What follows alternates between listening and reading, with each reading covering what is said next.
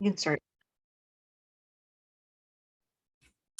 Right. Hello, everyone, and welcome to today's session for the NIH Virtual Graduate and Professional School Fair. My name is Twanna, and I am the Assistant Registrar, Recruitment and Inclusive Program here at Temerty Faculty of Medicine. Before I begin my segment of the session today, I do want to tell you a little bit, just a walkthrough of what I will be discussing in my presentation. I'll be giving you a brief overview of the MD program here at Temerty, and then we'll walk through the admissions requirements, and I'll discuss a couple of application pathways that we offer here. And as well, we'll talk briefly about the application process and the student transition and support that is available to incoming students. And of course, if time permits, we'll get through as many questions that you may have. At Tamartee Faculty of Medicine, we do offer our students unparalleled opportunities. U of T is ranked #1 in Canada on all major university rankings and are consistently among the top 5 global universities for clinical medicine. The university is also situated in one of North America's largest cities and is considered the world's most diverse city. And of course, we're also in North America's largest biomed research, education, and clinical care network. Our university receives more funding from the 3 federal granting agencies than any other Canadian university. And with our hospitals and clinical partners, U of T is Canada's leading research enterprise and the 3rd largest in North America. So again, unparalleled universities for students coming into our various professional and medical programs. We, of course, are at the center of health innovation and provide transformative research opportunities for our students. Our program is delivered across 2 campuses, one situated at downtown at the St. George campus, the other at UTM in Mississauga. And both of these campuses place our students in the heart of Canada's largest health care network. So a lot of access in terms of how our program is situated and how we offer and deliver opportunities to our students. We offer 2 programs, the MD program, which is a 4-year degree, followed by postgraduate training, and the MD PhD program, which could be 8+ years, also followed by additional training. Students for the MD PhD program, they are enrolled in this program and must complete all of the requirements of the 4-year MD degree and as well fulfill the expectations set by the School of Graduate Studies for all PhD candidates. MD PhD students will complete year 1 or both year 1 and 2 of the MD program as full-time students and then exit the full-time medical studies to pursue their PhD. And then they'll return to complete the remaining components of the MD degree once their thesis, their PhD thesis has been written. The MD program is a 2nd entry degree, which requires previous university experience in order to be eligible to apply and does lead to a professional designation. The MD PhD program trains our physician scientists for both research and clinical practice. And our program provides supports research training across a breadth of disciplines. It may include research areas such as biomedical science, population health, health policy and services, etc.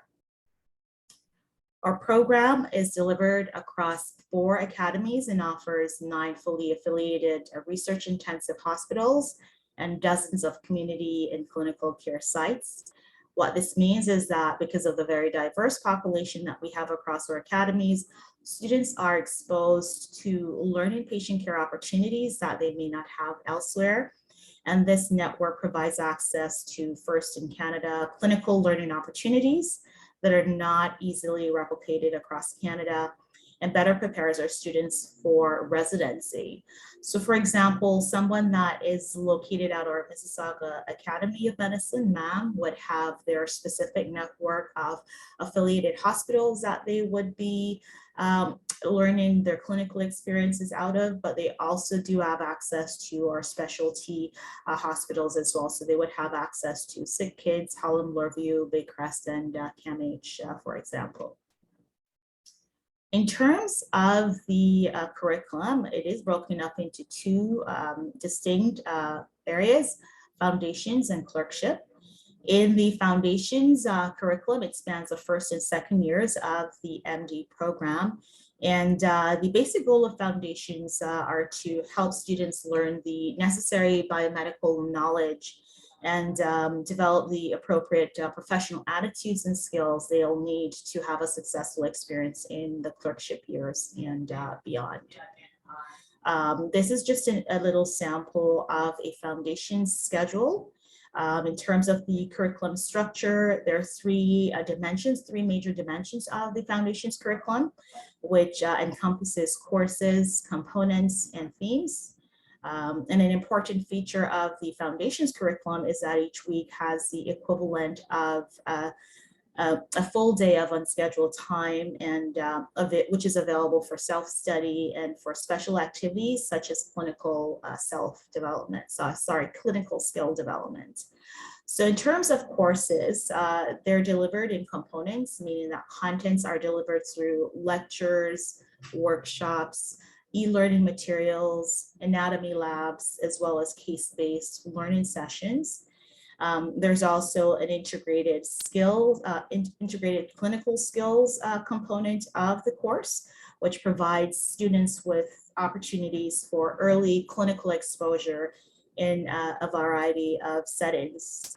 The portfolio component of the course allows students to reflect on their previous experiences and as well conduct guided self-assessments to aid in professional development and developing individualized learning plans to ensure that they remain on track while studying.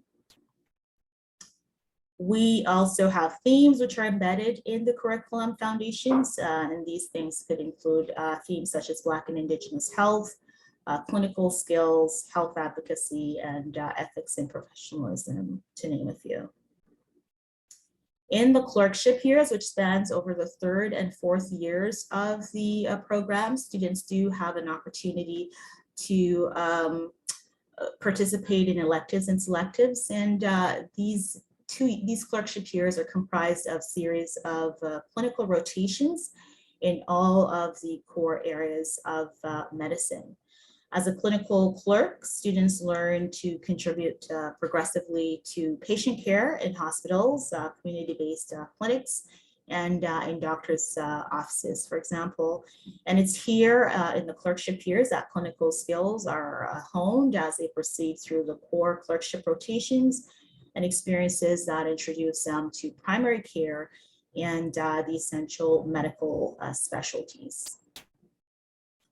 The fourth and final year of the program includes activities that develop students' competencies even further in areas of their choosing. So they're able to, through their core rotations, participate in these particular areas of their choosing, electives, and from a catalog of options, which we call selectives. These electives and selectives allow our students to explore individual interests and, of course, tailor their learning experience to fit with their future career goals. In terms of the admissions requirements and process, I'll delve into that a little bit. There are some common requirements or requirements that are common to both applicants who are pursuing the MD stream as well as the MD PhD stream. So the GPA, for example, the Mcat, the letters of references, the ABS, and the brief personal essays are common elements to applicants pursuing either of these pathways. In terms of academic requirements specifically, for undergraduate applicants, they must have at least 3 years of study towards a Canadian University bachelor's degree. And that can be in any discipline. We don't have a preference. All university degrees would be treated the same in the admissions process. For the undergraduate GPA, undergraduate applicants must have a minimum of 3.6 out of 4.0 on the OMSAS scale and must meet the Mcat threshold requirement, which is 125 in each of the 4 sections, with an allowance of 124 in one section of the test. The prerequisite requirements is 2 full course equivalents in life sciences and a full course equivalent in any social science, humanities, or a language. And to define what a full course equivalent is, this is a question that I get a lot. This is defined as a course that runs the entire academic year, meaning from September through to April. That would be considered a full course equivalent, or 2 courses, 2 semester courses would comprise 1 FCE. So a student can do 4 separate semester courses to fulfill the 2 full course equivalents in life sciences. Also, as a note, chemistry and physics are not life sciences here at U of T and are not requirements for our MD program.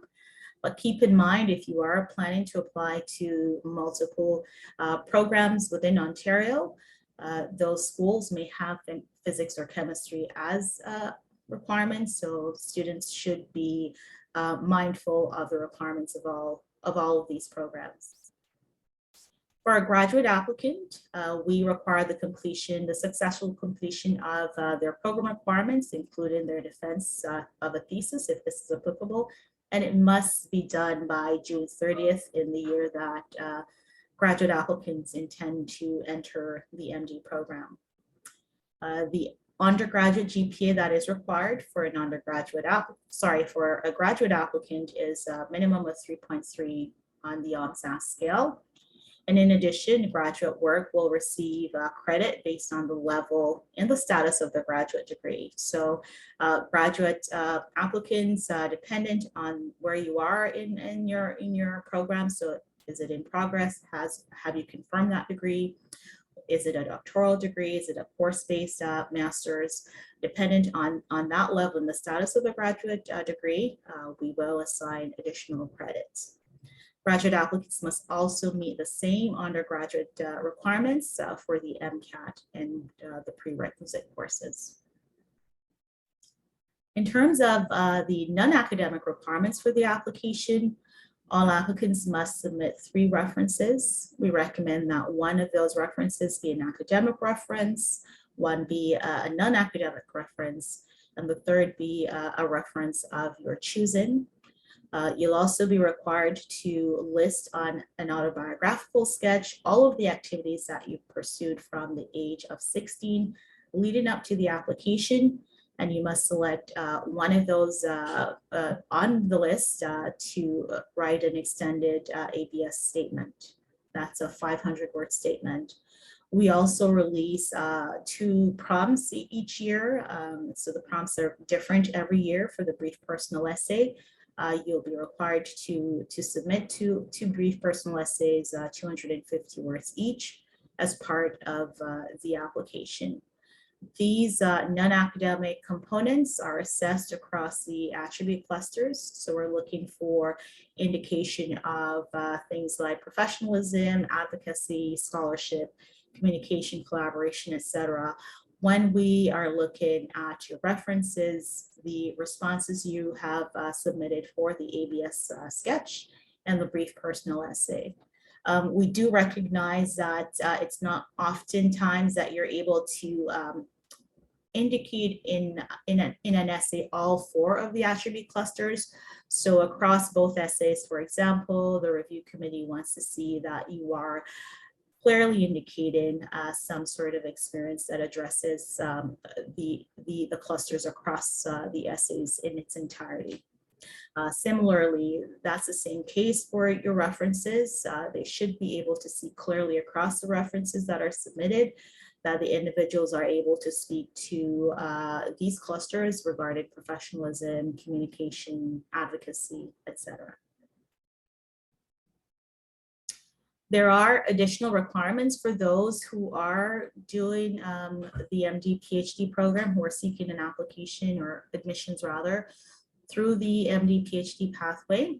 So in addition to the MD requirements that I've detailed previously, MD PhD applicants will have to submit an additional essay as well as reference letters. These reference letters speak more specifically to the candidate's interest and ability in research. And MD PhD applicants will also need to submit an academic CV.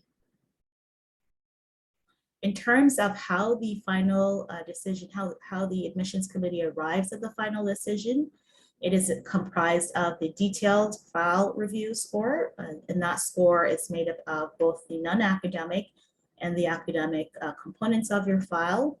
And for applicants that are successful in advance to the interview stage of the admissions process, the interview score comprises 67% of your overall score. These two are combined to determine a final rank order of who is offered a place for admissions with the MD program. We do offer a number of optional application pathways for our students who choose to pursue that. The first of which is the Black Student Application Program. In this application program, students must self-identify as Black or of Black ancestry. They will need to submit an additional essay. So this is in addition to the admissions requirements for the standard pathway. And the benefit of this particular pathway is that applicants will have the involvement of Black file reviewers and interviewers throughout the admissions process. Applicants here must meet the same admissions requirements and standards as the traditional pathway, and there are no quotas for the BSAP program. Similar, we also offer the ISAP program, which is the Indigenous Student Application Program. Also another optional pathway where applicants must self-identify their Indigenous status and provide supporting documentation as proof of ancestry. If applicants have difficulty in securing this documentation, our Office of Indigenous Health will be able to assist them with that process. They are provided with a prompt, an essay prompt, where they must indicate in that essay their interest or connectedness to the Indigenous community. And like the BSAP program, they also have the involvement of Indigenous file reviewers and interviewers throughout the process, must meet the same admissions requirements and standards as the traditional pathway, and there are no quotas for the ISAP program. Both of these programs were developed really to provide more access and to increase visibility of Black and Indigenous students throughout medical school and the medical profession. In terms of the application process, just to provide you a graphic of what that looks like, the application launches in early July. So OMSAS makes the platform available in the first week or so of July. Students are able to go on to OMSAS, create their OMSAS profile, and start to gather and submit the required material that is needed for the review of their file. The application deadline is in October, and for this year, that is October 3rd. I do want to remind students to ensure that they are mindful of the deadline and try to avoid waiting until the actual day to submit an application, because no late applications are accepted.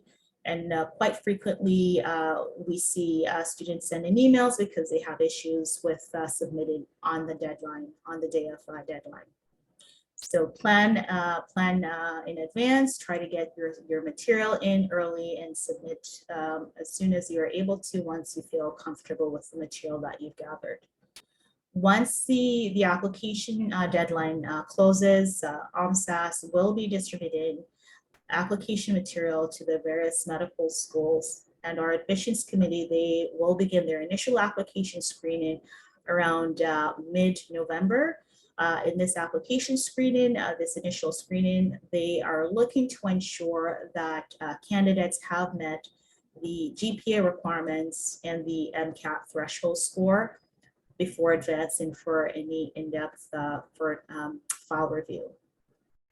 During the in-depth file review, which takes place in mid to late December through to February, this is where the reviewers are looking more deeply at the non-academic and academic components of the applicant's file and determining their scores and ranking to determine who will be extending an offer for interview. That process takes place in early February through to April. And in terms of the interview, the process will be online interview format. We pivoted to this a couple of years ago at the beginning of pandemic, and this virtual interview process we anticipate to be a permanent fixture of the process of the interview admissions process for some time in the foreseeable future. Through the online interviews, students are given an opportunity to go through a number of questions. These are recorded. They're given 3 minutes each for the questions, and then once they've had a time to reflect on that question and prepare a response, 5 minutes after to answer and submit that response. Those interviews are further reviewed and scored, and again, dependent on the score in the file and the score in the interview, offers are made to successful candidates in the early part of May. In addition to offers that are made in May, we do have a series of activities that we extend to individuals that do receive an offer. They do get an opportunity to receive a call from our current students just to have an opportunity to learn a little bit more about the student experience. We also extend invitations to preview the academies just so students have a sense of what to expect as an incoming medical student. And then closer to the beginning of the program, we do have an orientation week, the last week of August, where our orientation executive team prepares a number of activities for our incoming class to connect with their cohort and just get a lay of the land and what's to come before the program starts in early September. Just in terms of how the application is facilitated, as I previously mentioned, it is through OMSAS, which is part of the Ontario University's Application Center. OMSAS does manage the applications for all 6 Ontario medical schools. All of the application material must be submitted through the online application platform. The university, we do not accept application material outside of OMSAS. So students must be reminded in order for an application to be considered complete, it must be submitted through this portal. Once the deadline comes and passes, OMSAS does distribute the relevant material to the various medical schools. And in addition to facilitating the application process, OMSAS is also a source of information for the application for prospective candidates. It does provide general guidelines and school-specific information. So in addition to our own program website, OMSAS is another reliable source of information. For students that are offered a position at the university, we do offer transition support and encourage them to be a part of student life. Our students are supported through the Office of Learner Affairs, and we offer services in areas such as career counseling, academic success, and personal counseling. And students are also encouraged to get involved with the various activities and student groups that are offered on campus. So students are able to, for example, engage in sports, student government, religious and cultural clubs, etc. There really is something for everyone. We truly believe that. And if students find that there's something that they have an interest in, that there is no club exists, we certainly would assist them in sort of creating that sort of space. And in terms of the Office of Learning Affairs, Learner Affairs, commonly called OLA, we offer career counseling, academic coaching, and personal counseling. Our career counselors are there to assist our students across the 4 years of medical school and provide services in areas of career exploration, for example, or for students who need assistance with elective planning or preparing for the ARIS matching process that is offered under the umbrella of career counseling. We also do offer individual one-on-one coaching sessions, academic coaching for our students, just to ensure an optimal learning experience. Students are able to, through the coaching sessions, form more individualized study plans to ensure student success. And we also do provide counseling for our students. Quite often, a lot of students are coming away from another province, from another part of this part of the city so part of Ontario rather, or another province or international for that matter, and may need individual support just to adapt or to assimilate to this particular environment. So we do provide resources to help our students. We do provide confidential, individual, and couples counseling as well on a wide range of personal concerns and issues. So that's it, a very sort of brief run through of the program. A lot more detailed information can be found on our website at applymd.utoronto.ca, and you can reach out to myself, my colleague at medicine.admiss.utoronto.ca. And we also encourage you to engage with us on our social platforms. So we do often put a lot of information about upcoming events that we're hosting or we're a part of on those platforms. So if you've not already connected with us, connect with us there to keep up to date. So that's it for me. And thank you so much for taking the time, and I'll open it up for questions. The questions are in the Q&A, and you have a few minutes to answer those, and then I guess the rest you can type them out when at 1:30. Sure, absolutely. Let me see. Let me go through those questions.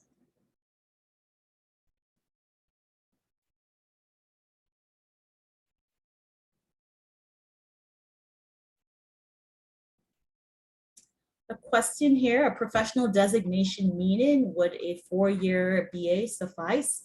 And so I'm not quite sure about the first portion of that question, but as previously mentioned, we have no preference in the undergraduate degree that a student pursues. They're all going to be treated equally in the review process, so you can choose a degree in any discipline. We've seen candidates that have a degree that is focused on life science, but we've also had candidates that have had a bachelor's in music. So it's whatever you decide, as long as you've met the admissions requirements in terms of having that 15 full course equivalents, and which is equivalent to 3 years of undergraduate study, and meet the prerequisite requirements, which is the life sciences and social sciences, humanities, language, etc. If they want to expand on that first portion, certainly they can go ahead.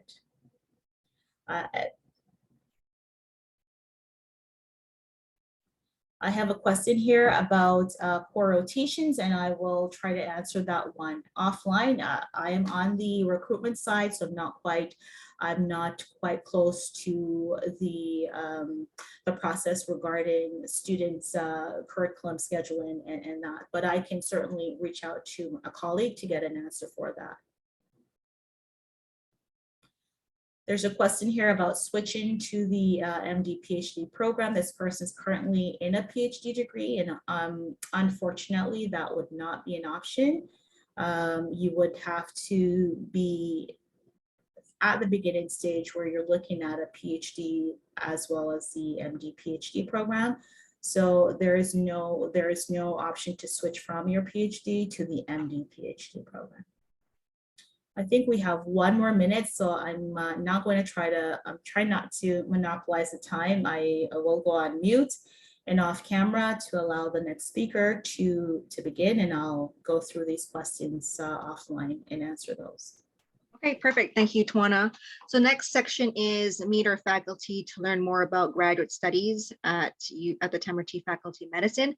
So we have Dr. Erin Stiles from Medical Genomics, Dr. Thomas Hurd from Molecular Genetics, and Dr. Joseph Ferenbok from Translational Research Program. So our first presenter is Dr. Erin Stiles. Hi, everybody. Thank you for bringing me in, Natasha. I'll just get myself organized here. Sorry, everybody, for the hold up. Hopefully this just works on the first try.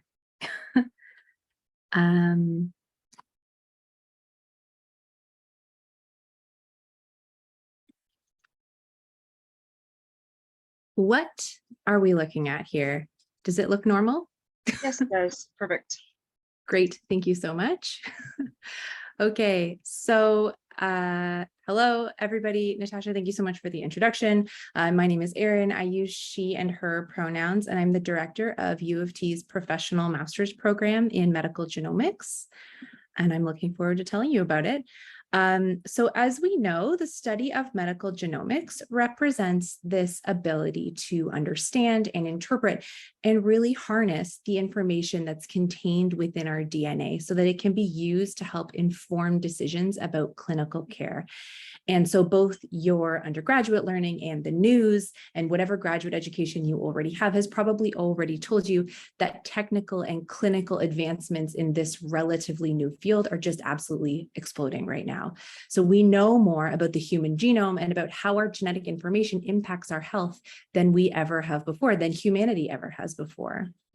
And so because of how fast this field is evolving, we know that there's this emerging need for professionals who can generate and integrate and really interpret genetic and genomic data. So basically people who've been trained to keep up with this really fast-paced advancing field. And that's what the medical genomics program at U of T is really situated to provide. So this is a professional master's in health sciences program. We're aiming to place our graduates right at the bleeding edge of genomic medicine. And as a program, we're really oriented towards a new era of research and clinical science in which genetic and genomic data are very routinely being collected and analyzed across an enormous range of patient groups and different medical indications. The program itself consists of a core set of courses across a 5-semester or 2-year duration. Generally speaking, students take 2 pretty high intensity classes at a time. And these are laid out here. There's lots more information on our website, which I'll tell you about in a moment. But one of the most exciting parts of the program is that it culminates in this fully immersive capstone practicum project. Our program has pre-existing relationships with lots of groups around the GTA, across Ontario, and even a growing number of national and international partners who supervise our practicum students. And although the projects themselves are varied year to year, they tend to fall into these major categories of clinical diagnostics, clinical research, biotech and startup work, and work with a variety of different government agencies. And there's also an opportunity for our students to organize a self-directed placement if they have a specific interest that isn't reflected in our current placement partnerships. So what do our grads do, and how do they meet those needs that we've identified in our healthcare system? We know that our grads are ideally suited for working clinical diagnostics facilities or research labs, and here they're really implementing the tools of genomic medicine and filling this major growing need in the realm of genome analysis and variant analysis and annotation. They're also really attractive to publicly funded enterprises and private companies that are generating and interpreting genetic and genomic data, and that could be either for direct-to-consumer delivery or for a variety of clinics. We also know that they're suited to a huge number of different kinds of science communications, project management, consulting, and health policy roles. Some of our students also enter the program already clinicians or well on their way to becoming clinicians. And so when these students graduate, they either go on to complete their clinical training or return to their existing clinical practice in some new capacity. Some of our graduates, of course, go on to pursue further education in a number of relevant fields, including PhD level studies, medical school, and genetic counseling. And because this field is so new and changing so much and so quickly, in addition to all of these currently available possibilities, we also recognize that we're training students for brand new types of jobs that are only just being developed. So we're asking people to be brave when they join us. So hopefully I've piqued your interest a little bit. I'm going to talk extremely briefly about our application process, specifically who are our ideal applicants, what can you do to prepare. I'm also going to take this opportunity to highlight that everything that I've already said and everything I'm about to share can be found on our program website, which is here, moleculargenetics.utron.ca/medical genomics. This program is very much the first of its kind in Canada. And one of the things that makes us really special is that we're a dual stream program. So we accept students into either a clinical stream or a laboratory stream. And in a very general sense, to enter the clinical stream, applicants should have or be well on their way to obtaining one of these recognized clinical accreditations. So a PharmD, an accredited BSc in food and nutrition, a nurse practitioner degree, at least 1 year of an undergrad med degree while remaining in good standing with your medical school, or a completed and recognized MD program. To enter into the lab stream, applicants must have completed a 4-year BSc in a relevant discipline. So I've listed a few here that we know are a good fit, but this is not an exhaustive list and there's lots of flexibility here. Importantly, these two streams move through the program as a single cohort. They take most of the same classes, engage in most of the same activities. And the idea is that this shared training environment allows students to better appreciate the role of clinical genetic testing and research genetics work on both medical practice and lab work. And it really enables this important experience-based discussion as our two student streams provide different voices and different kinds of perspectives in their training. In terms of actually applying to the program, everything you need to know about how to apply to the MedGen programs on our website in 2 major locations. Details about our admissions pipeline are available here at www.moleculargenetics.utron.ca/medgen-admission-information. It's a bit of a mouthful. More specific information covering how to apply and what you need to submit with your application package are provided here. Front end of that URL is the same. medgen-admission-information. Oh, I pasted the same thing twice. My apologies. I'll put a better one in the chat soon. So I encourage you to check out our website. Everything you need to find out about how to apply, where to apply, and what to put in your application package is all very clearly posted on our website. So very soon, we're going to be recruiting for the class of 2025, and we want people who are really excited about genomic medicine and who want to get the training that they need to be ready for this enormous gap that's going to be growing, expanding at the intersection of genetic and genomic research, clinical practice, informatics and data analysis, bioethics, and new biomedical technology. We know that all of these industries are changing and new ones are growing in to accommodate the changing landscape of genomic medicine. And so we have every reason to believe that the most in-demand jobs for our grads 2 years, 4 years, 6 years from now are going to be the ones that are only just now being developed to meet the needs of this really exciting, rapidly changing field. So we know there's a need for people with this kind of education, and we are giving our students the tools that they need to situate themselves in this field, to solve problems in this field, and to carve out really exciting careers for themselves in a variety of different areas. So I'm going to stop here by saying that we are accepting applications for a September 2023 start date. If you want to be part of something that's really fun, that's going to set you up for professional success in the field of genomic clinical medicine, I would encourage you to apply. If you have any questions about the program, I'm going to be monitoring the Q&A here, and you're also more than welcome to email me or email our general administrative account anytime. I also strongly encourage you to check out our website and our social media accounts. These describe everything you would ever want or need to know about the logistics of our program. And I would also encourage you, if you're interested to see what our current students are up to, check out our student blog at uftmedicalgenomics.blog.home. And I am going to stop there. Thank you very much for listening. Thank you so much, Erin. So next up is Dr. Thomas Hurd from Molecular Genetics. If you share your screen. Okay, can you hear me? Do I Yep. sound great? Okay, I'll share my screen. Here we go. All right. All right. Let me just get this going.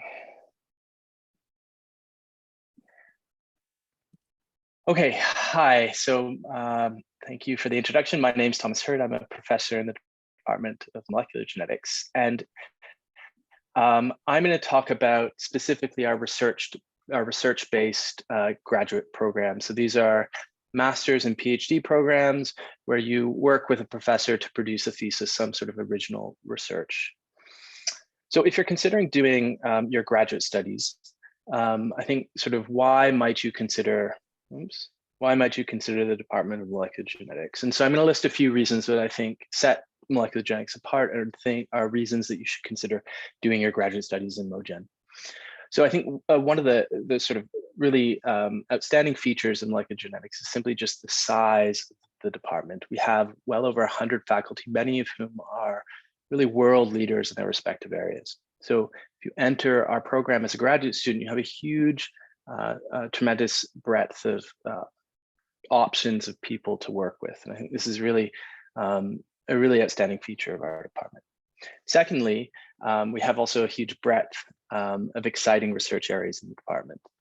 We divide these into roughly 6 areas, 6 different themes, ranging from those that are, such as myself, that are interested in using genetic models to study development and disease, to those that are interested in molecular medicine and human genetics. So many of the researchers at the Hospital for Sick Children are members of our department. Those that are interested in cellular and molecular structure and function.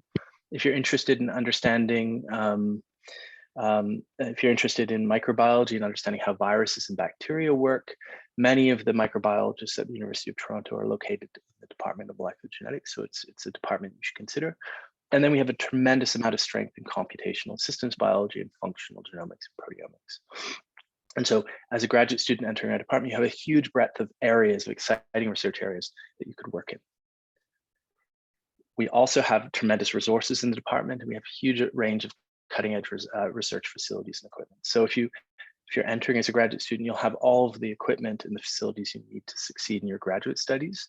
The department is located almost entirely in the sort of downtown Toronto core in 6 different nodes, all within 5 to 10 minutes walking distance from one another. And then lastly, I think the feature that really sets our department apart from many in Canada is that we offer a rotation system. And this rotation system is really key to matching our students with sort of environments and people to ensure that they succeed in their graduate studies. So how this works is that when you start as a graduate student in the department, you'll do 3 rotations within your first semester. And the point of this is to sort of allow you to kind of discover your scientific passion and find a mentor and environment that ultimately will sort of foster your development and ensure that you thrive in your graduate studies. Again, this is, I think, relatively unusual. Few departments offer this, and I think this is really critical to ensuring our graduate students are matched and find themselves in a place where they will really thrive. Okay, so what is it like to be a graduate student in molecular genetics? So though we're a really large department with a huge number of students, we have this incredibly engaged and active and supportive graduate student community that's really centered on the Graduate Student Association, which organizes sort of constant career and social events, frequent newsletters.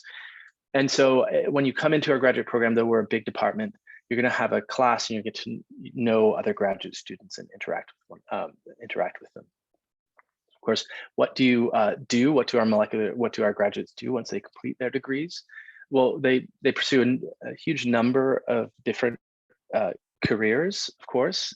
In fact, the majority of our graduate students go on and stay within academia to pursue sort of further careers in academia. Many of them go on to secure tenure track positions, which is pretty remarkable. And the second major route is to work in biotechnology and pharmaceuticals. In fact, we have many sort of leaders in industry that were PhD students in our department. To help ensure that our graduates ultimately succeed in whichever career path they ultimately take, we really actively engage with our alumni by having sort of frequent career symposia and networking events. We're really committed to making sure that our graduate students ultimately sort of find the career paths that that they ultimately want to pursue. Okay, so there's not much time here, so I'm just going to highlight some resources on sort of how to apply to our program. So if you're interested in doing sort of a master's or PhD, a research-based master's or PhD in molecular genetics, you can find our application procedures on our website here. All applications are submitted electronically to SGS. For September starts, we have 3 deadlines, November, January, and May, and you can apply once per cycle. So I always encourage people to apply when their application is strongest. For our September 15th deadline, or sorry, for our January starts, we have 1 deadline, which is September 15th. If you want to learn more about what it's like to be a graduate student in molecular genetics, I always recommend you reach out to current graduate students and check out our graduate students website and social media. And then please feel free to reach out to me directly should you have any questions. And then in the Q&A, I'm happy to answer any sort of technical questions about the application procedure and so on and so forth. Okay, thanks so much for listening. Thank you so much, Thomas. Next up is Dr. Joseph Ferenbok from the Translational Research Program. Share your screen.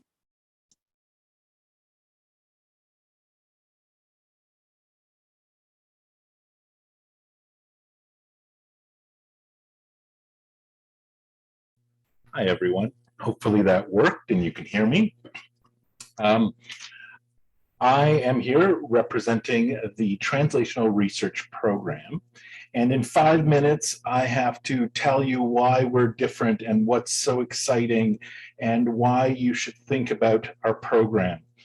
And I will start with the fact that we live in really interesting times. They're unprecedented. Right now, there's more research being done and published than ever before in human history. Whether it's genomics, whether it's molecular genetics, whether it's service delivery, patient needs, the amount of research in health sciences is unprecedented. And the potential here, the potential to impact people's lives is huge, both the economic benefits, the social benefits. When you get older, you will be hopefully the beneficiaries of all of this knowledge and research. If that knowledge and research is applied, is translated, is put into use. And that is the crux of what we're seeing right now. The explosion in research, its production, has actually created a backlog, a bottleneck, where it is not being applied as fast as it is being created. And so opportunities for innovation, for doing something different, from helping people, are being missed. And that's where translation comes in. Translation is this process of turning observations, understandings, knowledge that happen both in communities, laboratories, clinics, into interventions, into things that could be commercialized or could be applied in hospitals or could be done at home that will improve people's health. And that is what the TRP, the Translational Research Program, is about. What we look at are the different areas in the pathway from generating knowledge to applying it, to having impact on people's lives, and look at the different valleys of death, as they're called, where good ideas, innovations go to die because people don't know how to navigate them, don't know how to change things around into things that work.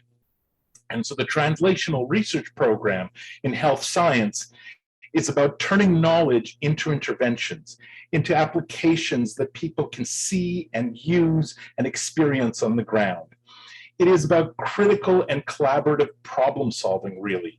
The idea of, we have this thing, these people are in pain or hurting, or we have this new application. How do we make it work? And that, put simply, what we're about is better problem solving in order to have more health innovation. That's our unique approach that we're not really focused on a particular field or domain.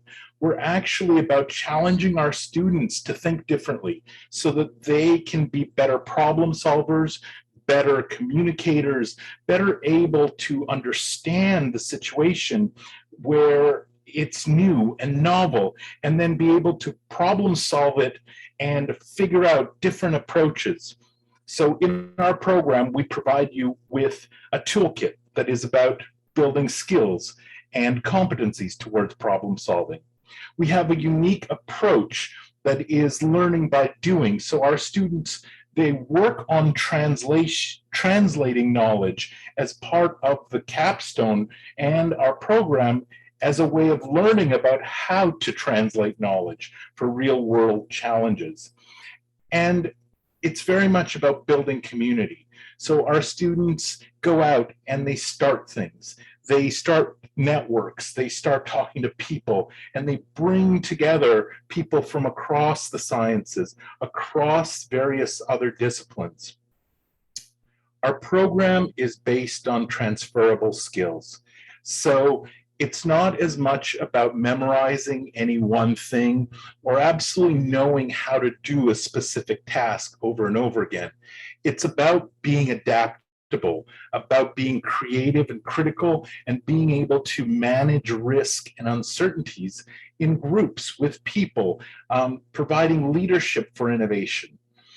And what that means is we bring diverse perspectives together, people together, and these people create things, they do things.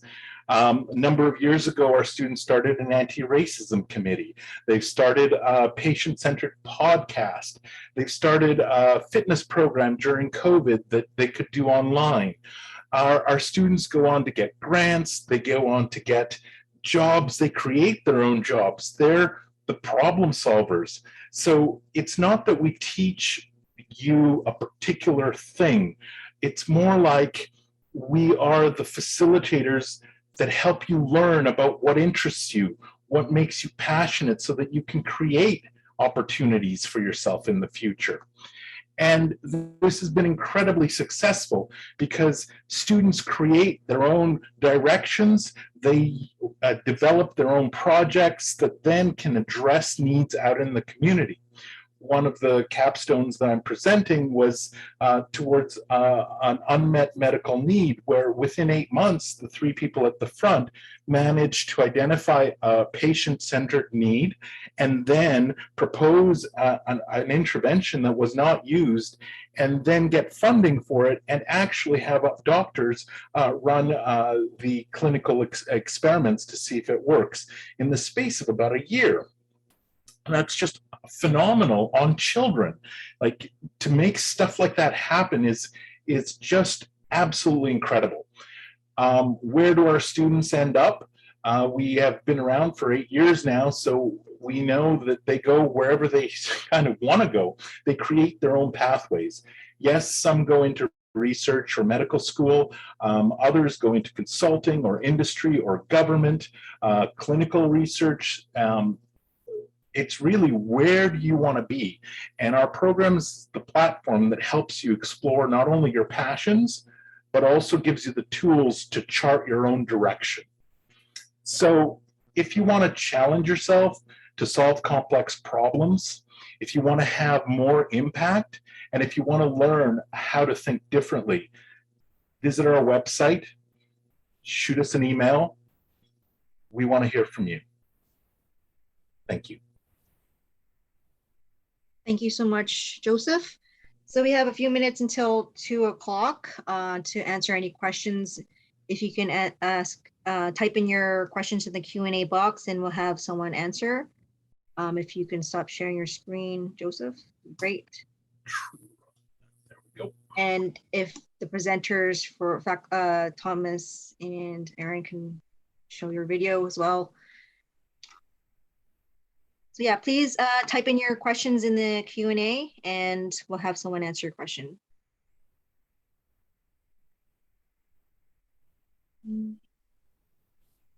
Or if you have anything else to share, Joseph, Thomas, or Erin. Well, as we're waiting for questions, let me say this, that I hope that Erin and Thomas will agree. The real key here is to find your passion and direction. Programs are phenomenal, and they each will offer you a slightly different learning experience and a slightly different flavor. The really important thing is that it's something you feel speaks to you and your passion, and that there's a fit with where you want to go. And so really take the time to explore as many programs deeply as you can. Thank you. So there's one question here for the master's program. How does funding for international students work? Are there limited PIs that I can apply to?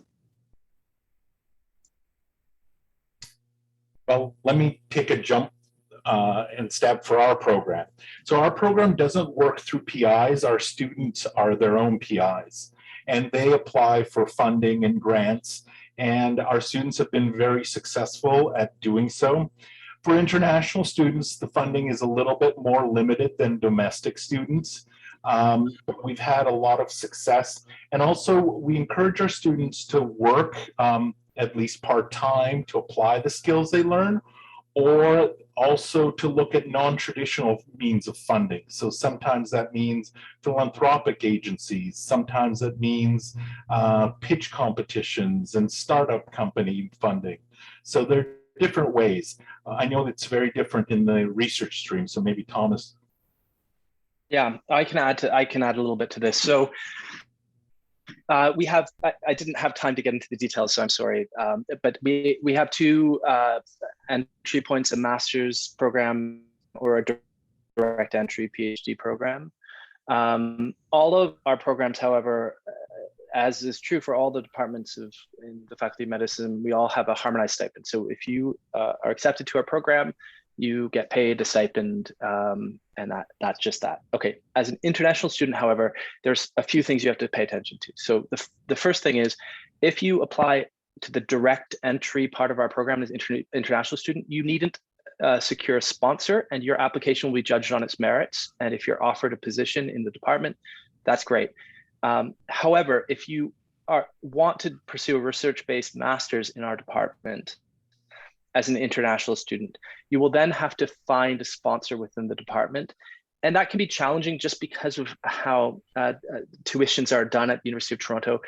International master's students pay a higher tuition, and so it can be challenging. So I think those are the things to keep in mind in terms of the amount of money you will be paid as all of our other students, essentially the same amount as a graduate student. All our graduate students are paid, but it may be challenging to enter as a research-based master's because of the sponsorship requirement.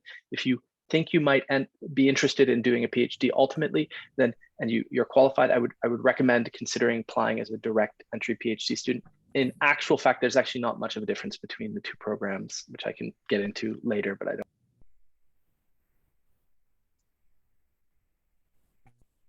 I don't know if you have anything to add, Erin, but I can go into the next question. Yeah, my responses would be very similar to Joseph's. In the professional programming, a lot of the funding has to be self-directed from the students, but you don't need a supervisor to apply. You just apply directly through the School of Graduate Studies portal. Okay, what is the difference between doing a master's that does a straightforward transition to PhD versus a direct entry PhD? What are the average times to degree for the two paths?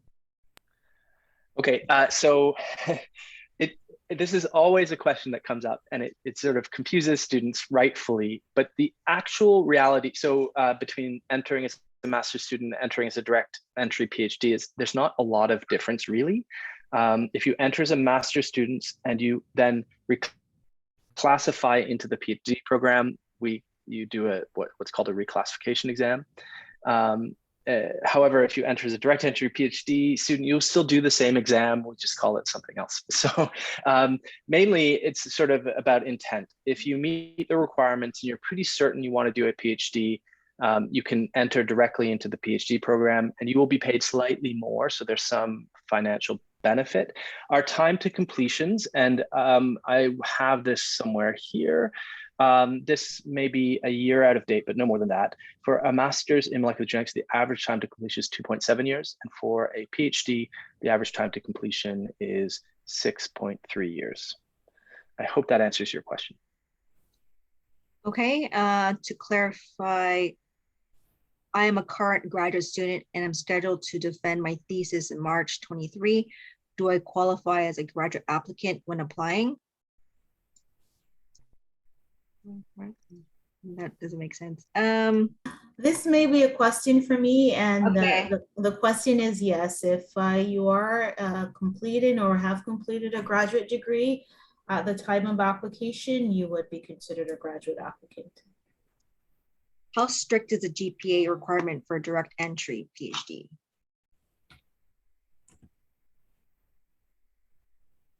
I'm sorry, is that a question for me? I'm not sure. Strict. It could be for me, the direct entry PhD, an A- typically in the relevant courses. I think our application committee is quite holistic, and so they pay attention to sort of a range of different aspects, but typically a A- in relevant courses. Okay, in terms of timing, we're going to go into the next section. If you can, answer the questions in the Q&A, that'd be great. So the next section is meet MD and graduate students.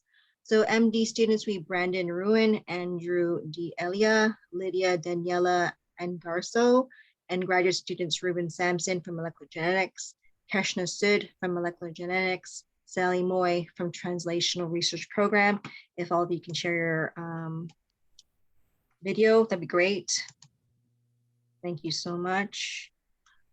And so, yeah, so everyone can share at least 2 minutes introduction about themselves.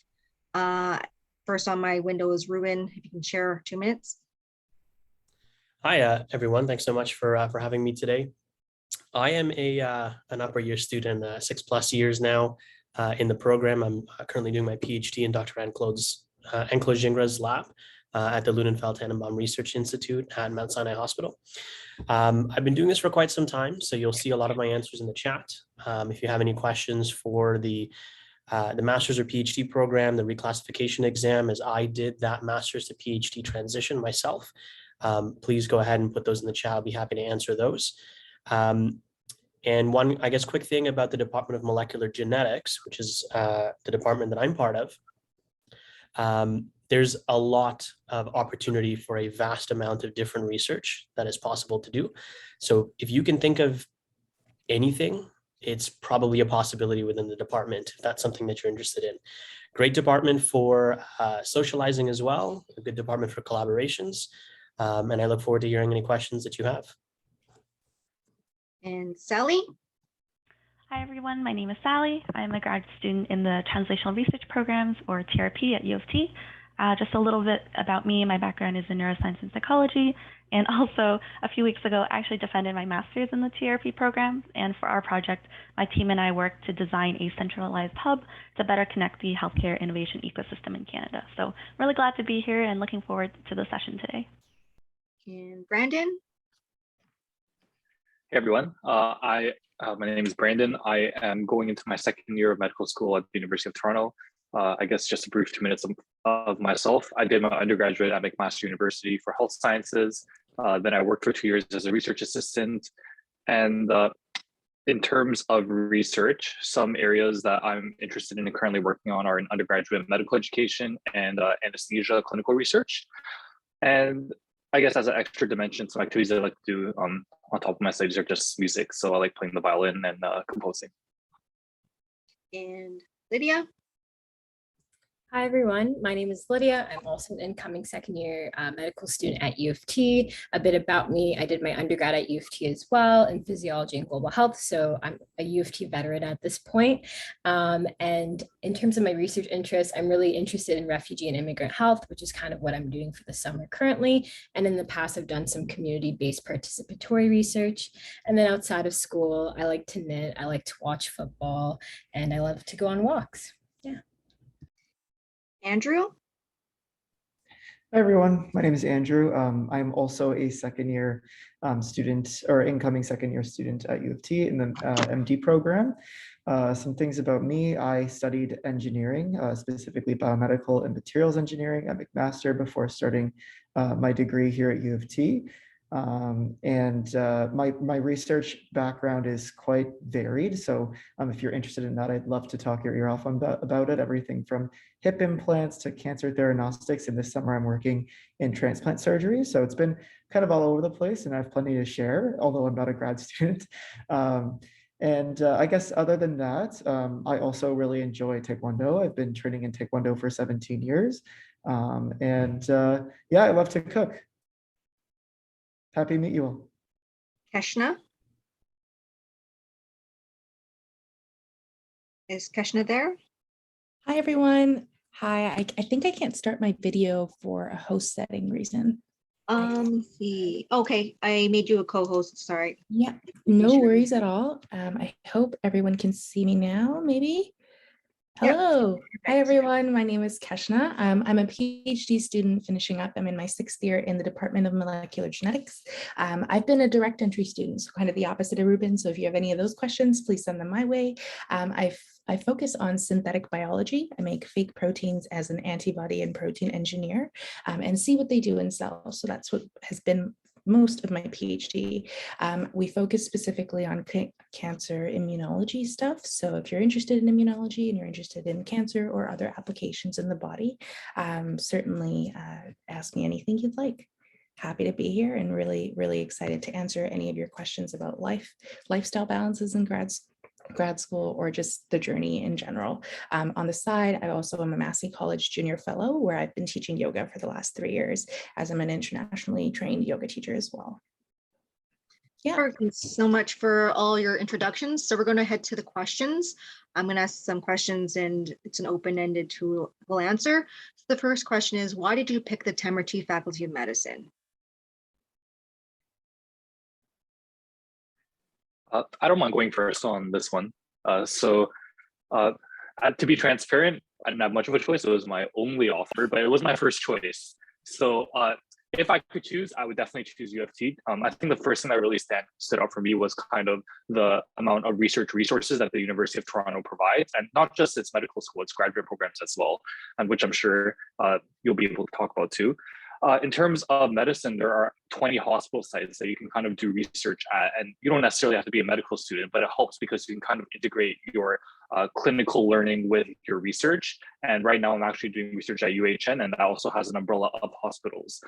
The other thing is U of T also does a lot of education research in EDI, and that's something that I was interested in and something I'm currently engaging in. And so mainly, and also it's in Toronto, which is a big city. So I think with those 3 reasons, the U of T is my first choice medical school, and then that's why I would choose U of T. Just to build on what Brandon mentioned, I picked the faculty because of its focus on interdisciplinary approaches. So just as an example, I'm a part of TCARM, which is the Temerty Center for AI Research and Education in Medicine. And as the name implies, it's focused on fostering collaborations and advancing research and innovation within AI and medicine, which is pretty cool. I can quickly jump in. I think I would echo everything that Brandon mentioned. With regards to research and opportunities in medicine. Here, I think one thing that I think in hindsight I had, but maybe not going in right away, that I'd like to share is just I had this impression that U of T would be a very cold and kind of secular community, and I think I found that it's not like that at all.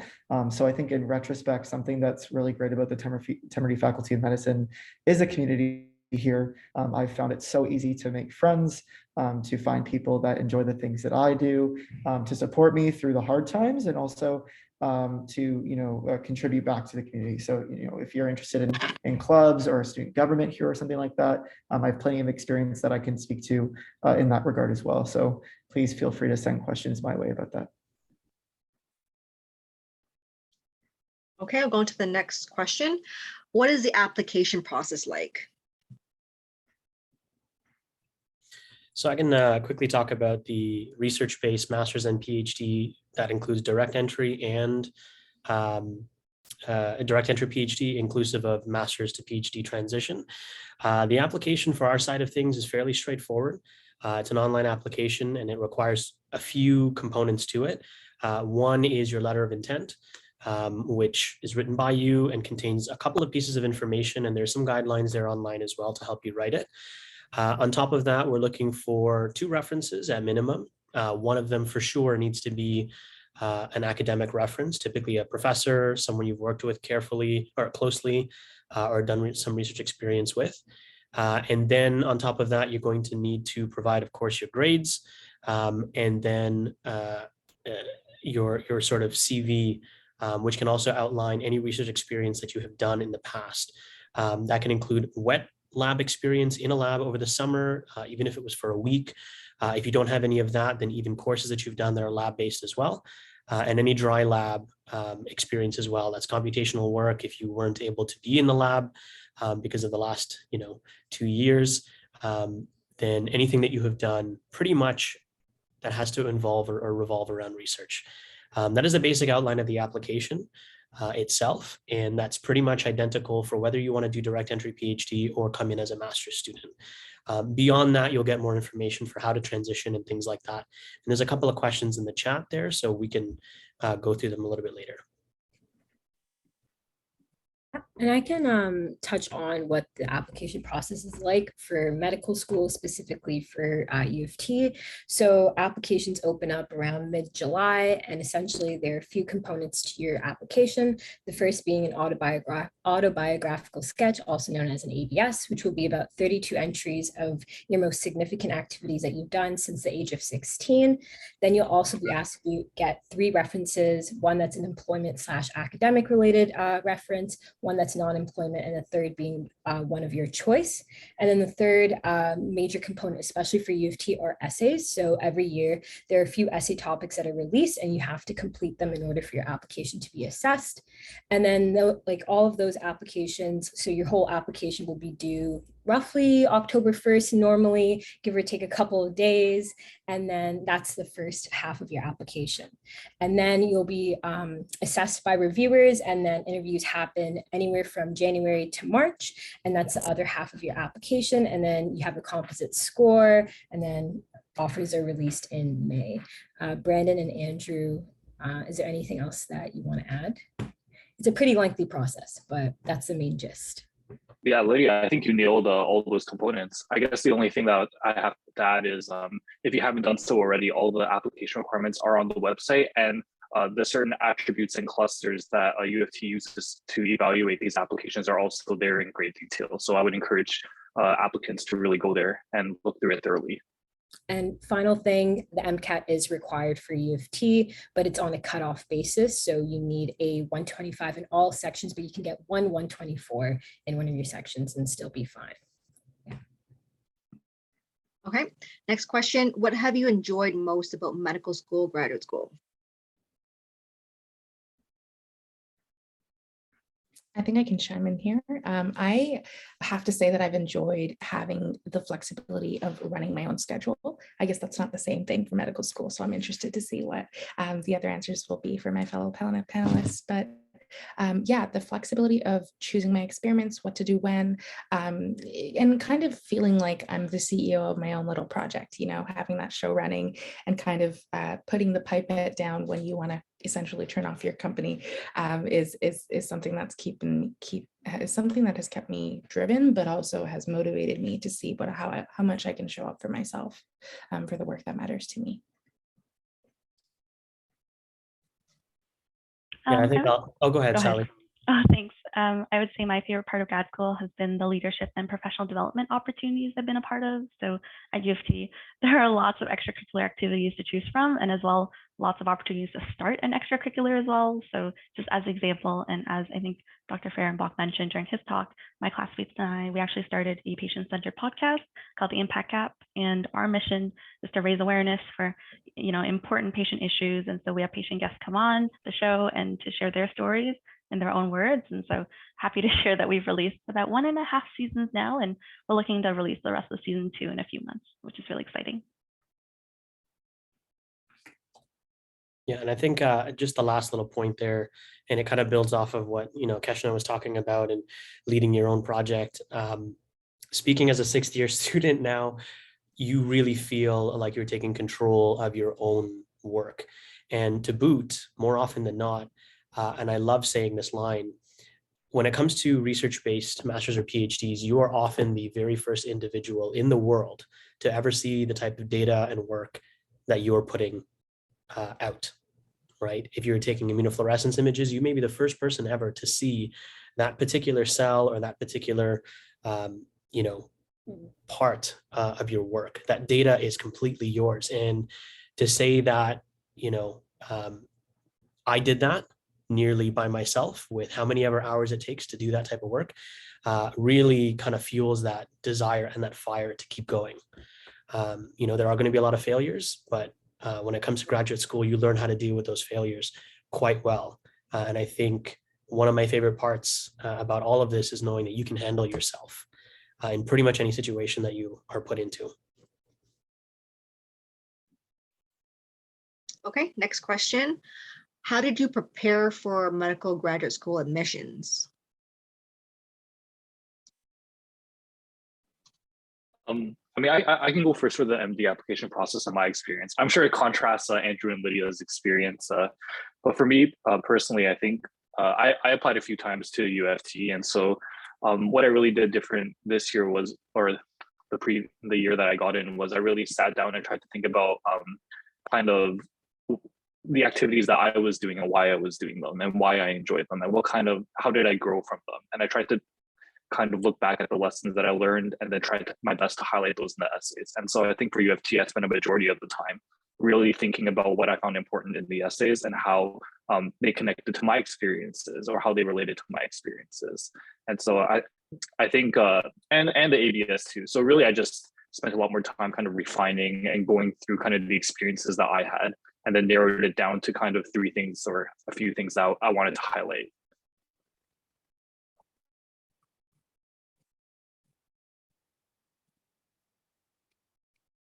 Okay, anyone else? For the graduate school experience, I guess I can speak to that. There's a lot of I want to say there's a lack of structure, I guess, to the unofficial application process of how much information you kind of want to know about your professor or the department you want to work for. So in addition to the official application process, there's kind of this implicit figure out who you want to work with kind of ordeal that you go through in graduate school. Molecular genetics is really good in that they have rotations, and most of our departments, I think, do at this point, but it's really, really important for you to figure out in the summer when you're applying to at least have an idea of a few professors you want to work with. And this can, for some students, start almost an entire year in advance of applying based on their personal experience in labs already in undergrad or master's or in a different that they have. So for me, I had already scouted out 2 or 3 professors I wanted to work with. And the groundwork that I really recommend every student does is surf the entire lab page, the lab web page, and also surf the alumni and other students who have experience in that laboratory.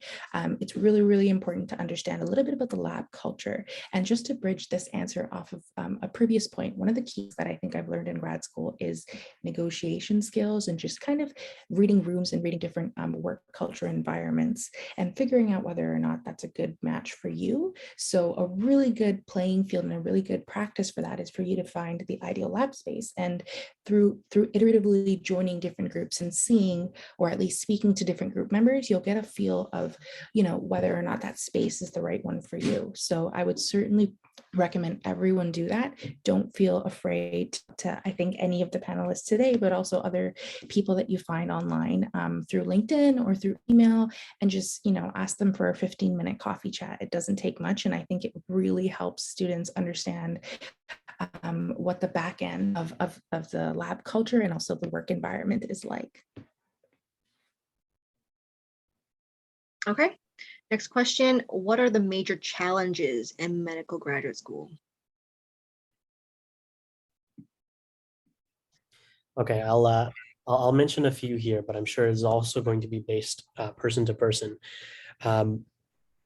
honestly speaking, the motivation to wake up and go into lab majority of the days when things are not going the same way that you'd hope that they would is going to be one of the biggest challenges you will face, especially as a research-based master's or PhD student. It is true when they say, yes, science is more failure than it is, I guess, the positives. So do keep that in mind. And there's going to be moments, weeks, times where you're going to be overburdened or overwhelmed because you've got a committee meeting coming up, or you've got a lab meeting and you don't have much to show for it, or you've tried this Western blot or something like that nearly 5 times already and you don't know what's wrong. And it may seem like your professor's too busy or no one knows the answer, you're not sure, but that is what science is. And at the end of the day, you're going to find something, if possible, to make this work. So one of those biggest challenges is going to be making sure that you stay motivated. You find the things in life to keep you balanced.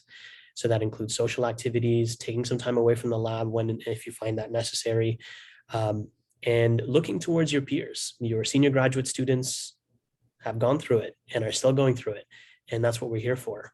We've got mentorship programs. We've got groups of individuals that can give you assistance when needed. Especially and even if you are the only graduate student in your lab, which sometimes can be the case. And I think the only other point that I'd like to mention on this when it comes to some of the biggest challenges that you may have is knowing when it's right for you to call it quits. It sounds wrong, but what I mean by that is, do you really want to do a PhD? Or are you okay with doing a master's degree? If you hesitate or you think, I don't really know, I'm not entirely certain, you are doing twice as many years to continue to finish off your PhD than you are to just leave with a master's and move on to the next stage in life. And you can always come back. You can always come back and do a PhD if you feel like that's necessary. Don't put yourself in a situation that you don't feel like you need to be in. And you'll find that out very quickly. Within the first year, year and a half that you are there in the program, you're going to realize whether this is there for you or not. So take that with a grain of salt when you apply. And I guess I can answer a very quick question that someone has asked, the advantage and disadvantage of the direct entry PhD route. One of the disadvantages of the direct entry PhD route, it is possible, but it's very difficult to just stop at the master's degree after you have started the PhD route. So if you are uncertain, one of the biggest advantages of starting with a master's program and then deciding to reclassify into the PhD program is the opportunity to stop at the master's degree, write your master's thesis, and leave with it. It's as simple as that.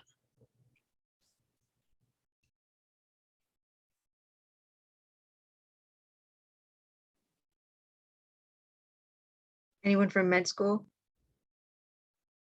I saw Brandon unmute. I'll be quick. But yeah, kind of like what Reuben was saying, I think the challenges that one faces is really dependent on who you are, how you study. So for me, the biggest challenge was just the sheer volume of information we needed to learn in a very short period of time.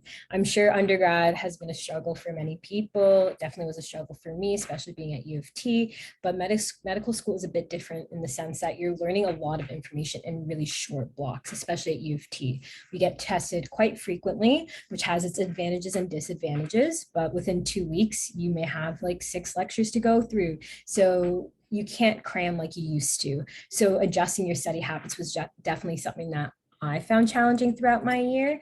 I think I'm getting a hang of it. Who knows? We'll see how second year treats me. But I think that was probably one of the biggest challenges for me. And then also juggling other stuff as well. While you're doing your lectures and your didactic lectures and all of that, you also have other courses within the curriculum, such as clinical skills and anatomy and health and community. I'm saying a bunch of words that may not mean much right now, but there's a lot that can go on at one given point. So time management and developing healthy study habits was definitely the curveball for me and something that I found challenging during my first year. Okay. Next question, how did you pick a supervisor?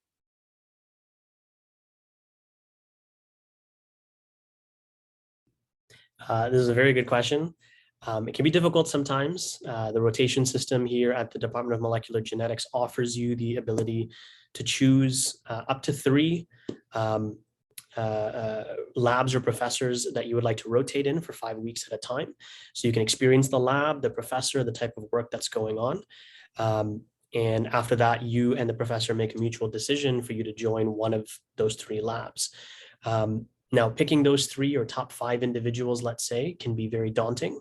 So research them, look at them and find out, what do you like about their work? Do you think it's for you? Do you know a little bit about it? Do you want to expand and go somewhere completely different? I wanted to do RNA-based biology work when I started my master's and PhD work. That didn't happen. I'm doing protein work in a lab that I didn't even know about. But I saw the professor, I saw their work. I thought it was really interesting and cool. I heard some good news from all the other PIs and graduate students, and I fell in love with the work when I was there on my rotation, and it was a no-brainer for me.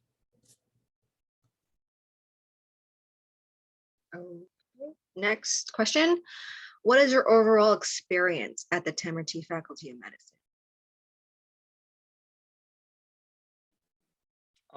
I think I'm going to continue off of Lydia's kind of falling into finding your routine when it comes to studying story. I think for me, I also found the volume something to adapt to. So at U of T, we usually have frequent exams every 2 or 4 weeks. And within those exams, we learn like a new topic, like one might be about the GI system and another might be about the brain. In terms of my overall experience, I find that U of T, although there is quite a little bit of volume to study, they're also very accommodating. I find that the faculty has been very, very accommodating when you need to have any accommodations. And also in medical school, you actually get 1 day off a week to kind of catch up in your studies, or you can put on extracurriculars. So for first year, we had a full Wednesday off, and there's no classes. Well, I want to say there's no due dates. I don't remember any due dates on Wednesday, but essentially this time is kind of used for you to catch up in your work and catch up in your modules, or if you're already caught up, you can do extra things on top of that. And so I find that there is some flexibility despite the volume of studying that you have to do. And the faculty really is there to support you and help you succeed. They don't want to see you fail. And so there's a lot of resources at U of T when it comes to any academic accommodations that you need, or any resources that you need. I'm going to take a different spin on the questions. I would say overall, like, it's been a really great experience, and I would absolutely recommend the faculty. It's one of the largest health research and innovation networks in North America. And as a grad student in this faculty, I've had a very one-of-a-kind experience that I would say is very hard to replicate anywhere else in the world. And it's a really great place to build connections, to find your passion, and to really be at the forefront of cutting-edge research and innovation. Okay, next question. What is the overall time commitment for research each week?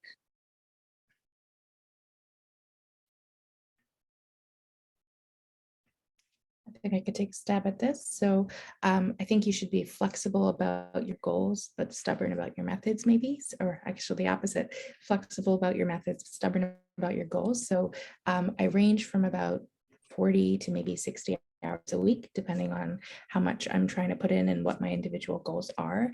I really, before I started the PhD program, I'll be very candid here. I was a brute force kind of person. I think when you're younger, you're also very used to all-nighters and midterms and back-to-back things along with the partying and all that jazz. And I think when you enter graduate school and you begin to regulate your own schedule, I think each of us can fall down a very slippery path of almost working too hard and then burning out and then using a week or two to catch up because you're regulating your own schedule, right? So to avoid that, I follow a pretty rigid schedule. And a lot of the graduate school process has also been me learning, when I'm the most creative, when I should be working on my editing, and when I should be actually doing my experimentation, and just divvying it up that way. So dependent on how effectively you can work under time, and that has to do with your own personal self-awareness. You could be spending, I know graduate students that spend almost 80 hours or 70 hours in and out of the lab devoted to their work, right? And that's a personal preference, but it all comes down to planning, I think. And of course, there are personality differences to this too. Some people enjoy being in the lab just for, the access to other humans that can help influence your work, or you help influence theirs. So it's up to you. It's what you put in, really. And planning really is the stark difference for me. I could spend almost, a very, very long time in the lab just because I plan that week, and I can certainly feel the difference right away. So that's my answer there. Okay. Next question. Okay, go on. Sorry. I'll just answer really quickly. So for my research, definitely not hitting the 60 to 80 hour mark personally as a med student, but I would say it is possible to do research on top of your workload. And I probably spend, depending on what needs to get done, at a minimum, maybe 10 to 15 hours a week to potentially 25, depending on how urgent the due date is. Okay, next question.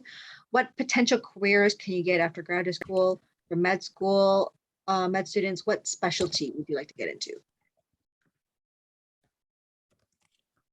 Maybe I'll go first. So I would say there's no shortage of options after grad school. Just to give you a sense of the range, I know some have gone on to create their own startup, and then others are working in a hospital or research setting. For myself, I actually defended my master's a while ago, so I actually work full-time now. I work as a senior strategy analyst at Ontario Health, so it's a provincial government agency. So in my role, I support strategic projects that help patients to have a more integrated and a more streamlined care experience. I think, there was a question like this in the chat as well. What does the master's versus the PhD offer you in terms of career prospects and things like that? There's a ton of stuff you can do, both within academia and outside of academia as well. You're looking at what most typically people think the top of the food chain is in terms of those as being a professor in academia, which is true, but you can work in anything and everything in between. With a master's degree, things like lab manager, working as a technician in the lab, inclusive of that in industry as well. With a PhD, you can go on to do pretty much anything that you want to in industry, from senior scientist and lead scientist to starting your own company. You can do that with a master's degree as well. I won't speak too much on the MD. I'm not super familiar. I'm sure they'll answer in a moment. But what I would recommend is, should you be interested in a particular career, start going online and looking and seeing what their requirements are and what would make you have a competitive edge 2 to 6 years from now. Just keep or bear in mind that the job market is a fast-paced moving community in which right now, should they require someone with a master's degree plus 2 years of experience in industry, in 2 years' time, it may be master's degree and 3 years of experience or something like that. So keeping these types of things in mind and then deciding what would be good in terms of a degree for you to take.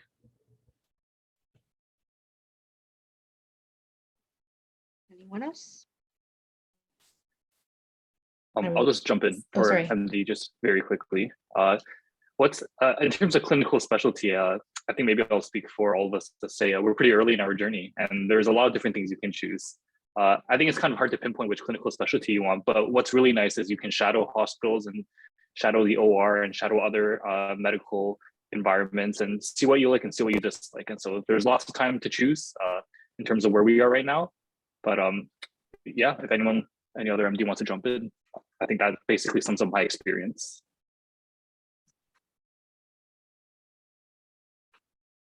Okay, no one else. Okay. Last question. What is the one tip you can give to a potential applicant? I can jump in really quickly. My one thing that I try to say to everyone that I know that's applying to either med school or perhaps even grad school is don't change your entire life to conform to whatever you think an admissions committee is looking for. Do what you love, and that should be enough. If it's not enough, then the school doesn't deserve you. You know what I mean? So I mean that I don't think that you should just bend until you meet whatever the school is looking for. I fully believe that anybody belongs in science and in research and in medicine. So do what you love, and that should be enough. Don't go for a publication just for the sake of getting one. Do it because the work interests you, for example. And the same thing can be said about any extracurricular under the sun. So allow your interests to guide you and allow that to show through in your application as well.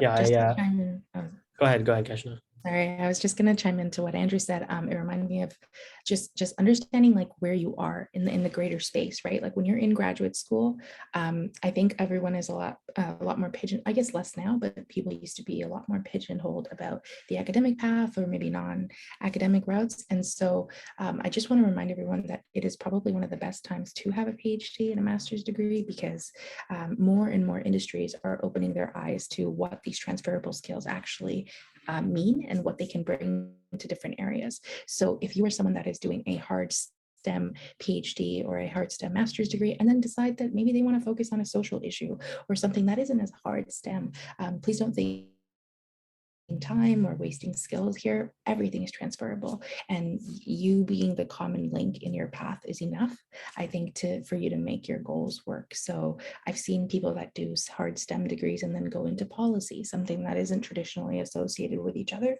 But I think those are the kinds of this interdisciplinary thinking, and those interdisciplinary career paths are kind of what are going to lead us to the bigger cross-sectional solutions of our time. And so because you're going to school at this time, maybe post-pandemic or during the pandemic, and we're expecting more, I think we're going to need people that come from a variety of different backgrounds. So don't be afraid to plunge into a different sector or industry just because you have a degree in something. So that is all to say, the opportunities really are endless here, and you are your biggest limit.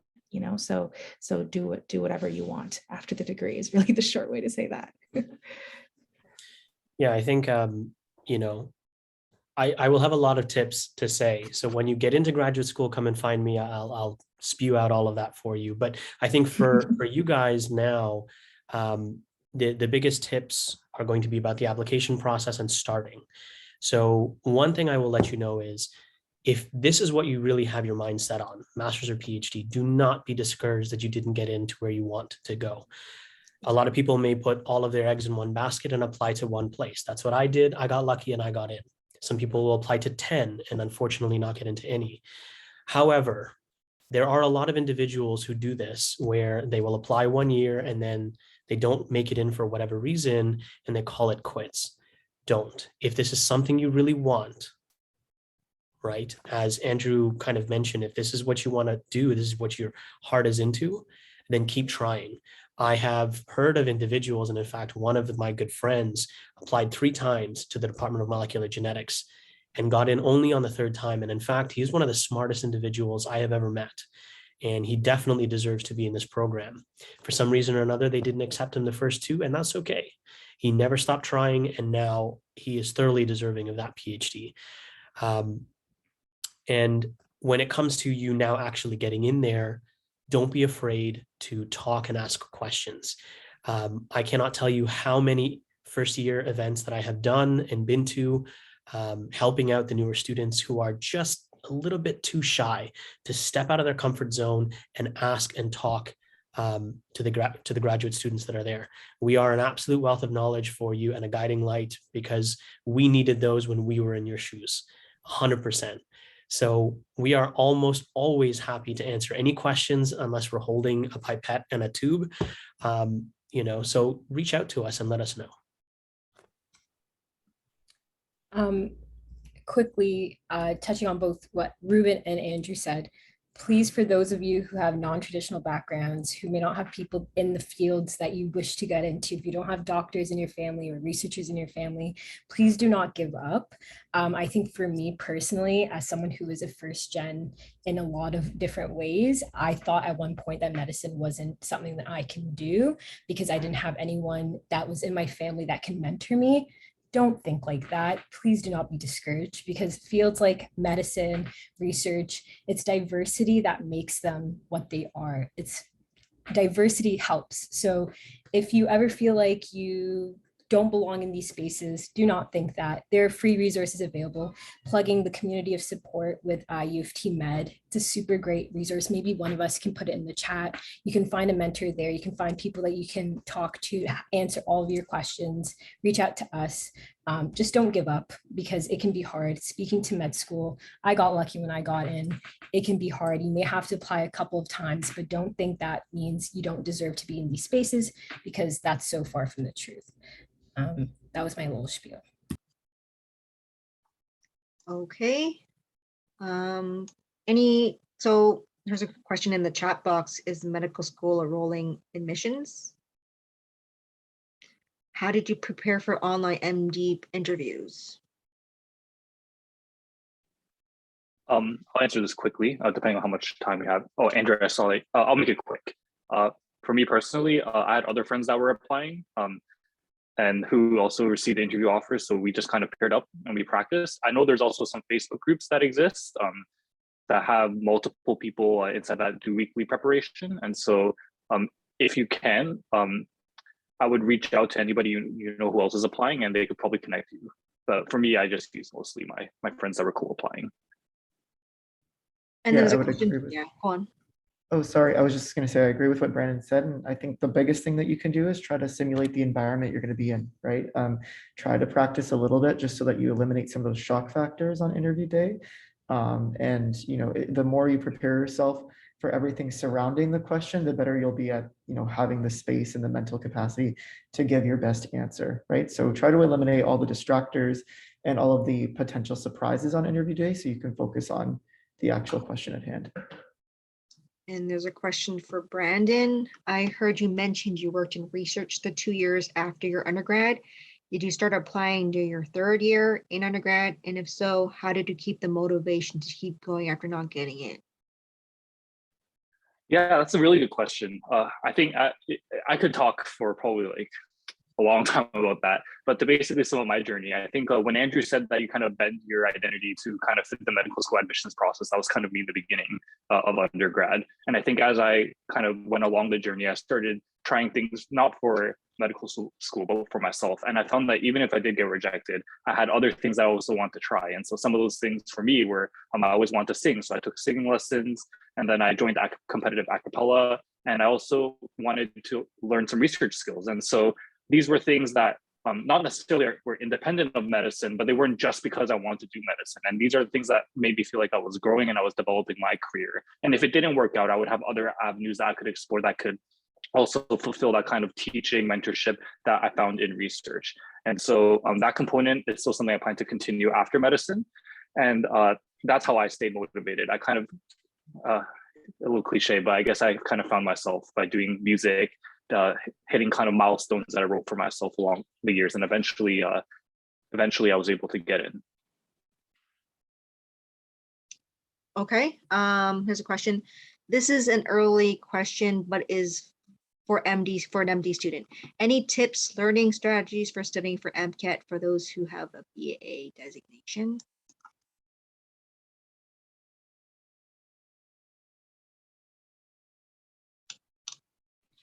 I can't really speak to a BA specifically, but I guess as someone who came from an undergrad that didn't really focus on, I guess I didn't go for a Bachelor of Sciences. I was studying engineering, which is a little bit of a different, I guess, side of your brain.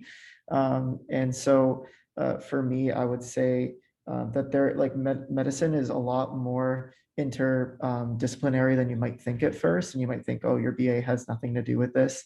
And there will be no way to connect what you've learned and trained in for the last 4 years or 3 years or however long you've been at it for. And I can definitely say, give yourself the benefit of the doubt. There was a lot of things that I learned in my degree that I thought I would never see on an MCAT or in med school that has surprised me, So I would just say, don't feel like you've shot yourself in the foot in any way. In fact, this is a huge bonus because you get to see the test with a very different set of eyes than I think other students might be able to see it. So see this as a strength rather than a weakness to start. And I would say the majority of the MCAT is just about hard work paying off over time. So definitely just, trust the process, practice as much as you can, simulate that environment for yourself. And then there's a small portion of the MCAT that, is a little bit of a luck. And so with that being said, give it your best shot. Don't take it too personal if it doesn't go exactly as according to plan. It didn't for me, and I'm still here. So have faith in yourself at the same time. So one last question, some quick comments on your MCAT preparation, please. I personally self-studied, so I got some reused textbooks, bought some practice tests, which are incredibly expensive, but if finances are a barrier for you, there are some programs that offer that stuff for free. Check out the community of support. I think people already put a link to it. And yeah, for me, it was a lot of practice because I had a science background. I didn't spend too much on reviewing materials. I focused a lot more on practicing and getting comfortable with the types of questions that they ask on the MCAT. And yeah, I dedicated a summer, roughly a few months to studying for the MCAT in a nutshell. But again, things work for different people. So Brandon, go ahead. Yeah, to add to Lydia's point, I think one thing is really I think tying into the last question with the BA designation, really space out your studying and kind of figure out what pace you want to work at. If you're trying to set foundations for course, like I never took I don't think I took biochem or organic chemistry, and those were stuff that I knew would need to take more time. So try to give yourself that time to kind of thoroughly go through the foundations of those materials. And so when you get to the more complex topics, you kind of have the foundation there. But I would say definitely spread out your time and practice. I think a lot of people that I knew kind of fell into the trap of maybe not feeling ready to do the first practice test, but sometimes you got to dip your toe in the pool, try the first one and then work off of that feedback. So maybe that's my only advice for the MCAT that worked for me personally. Okay, thank you so much to the panelists, and just a couple announcements. The Office of the Vice Dean Research and Health Science Education is going to be at the UTM and UTSC Grad and Professional School Fair on September 14th and September 28th. We're going to have a lunch and learn in early October, and we're going to invite grad students, postdocs, and alumni. There's going to be info session for course-based and professional master's programs on October the 13th.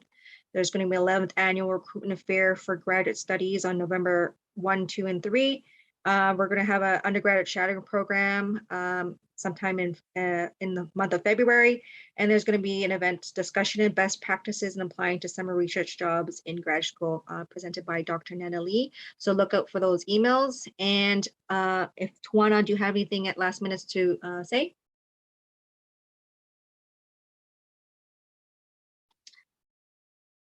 Okay, and does anyone else have anything last minute to say? Okay, perfect. Thank you so much for presenting and everyone for attending. Thanks so much and have a great day.